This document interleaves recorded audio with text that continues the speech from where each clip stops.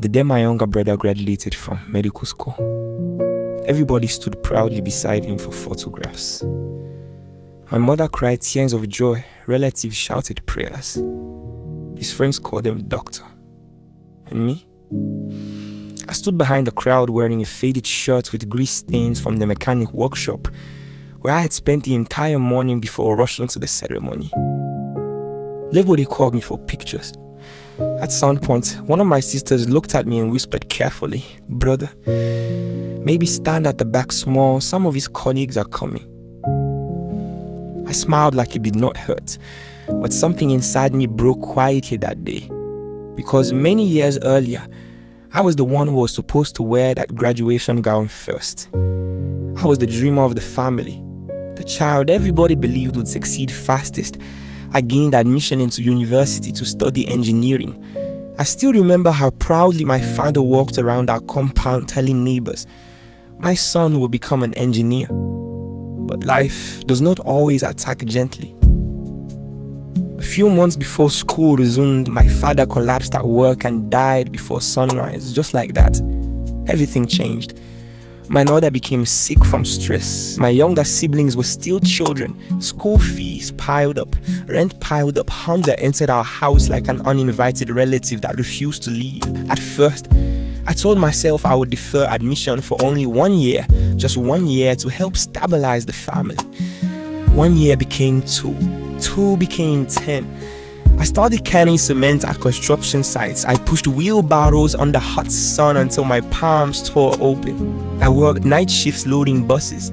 I repaired generators beside roads while mosquitoes fed on my skid at night. Sometimes I skipped meals so my siblings could eat before school.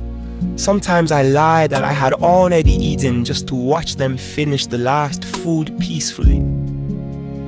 When my sister needed exam fees, I sold my laptop.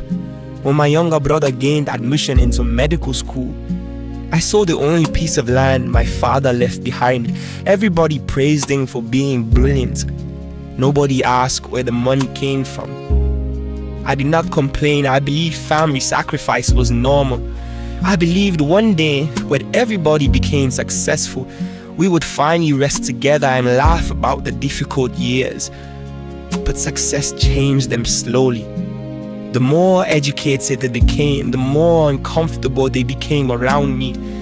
At family gatherings, they corrected my grammar publicly and laughed. They bought expensive clothes and told me not to wear my work clothes near their friends.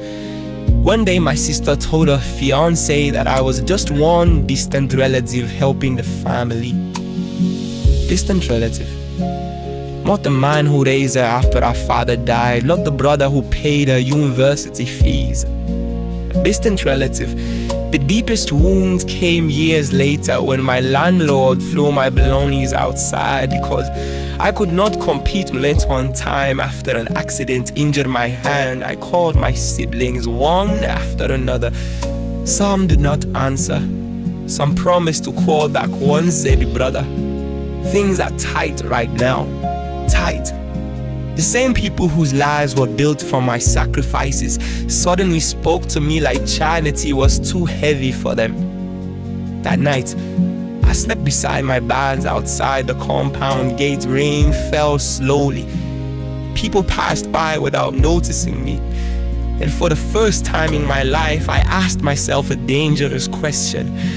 What happens when the person who saved everybody becomes the one nobody wants to save? A few days later, my mother visited me quietly. She held my hands and cried harder than I had ever seen before. She said something I will never forget. "My son, some people enjoy the shade, but forget who planted the tree." Those words stayed with me. Today, my siblings are successful. A doctor, a lawyer, a banker. People praise them everywhere. But deep inside me, there is still pain. Not because I helped them succeed. I would gladly do it again. The pain comes from realizing that sacrifice does not guarantee gratitude. Sometimes the people you suffer for become so focused on their future that they erase the person who gave them one. So, if somebody sacrifices for you, remember them while they are still alive. Do not wait until funerals to speak beautiful words. Appreciate people before regret becomes your only language. And if you are the one sacrificing silently for others, please remember this too. Saying to everyone should not cost you your entire life. Sometimes even the strongest brother needs someone to ask, "Are you okay too?"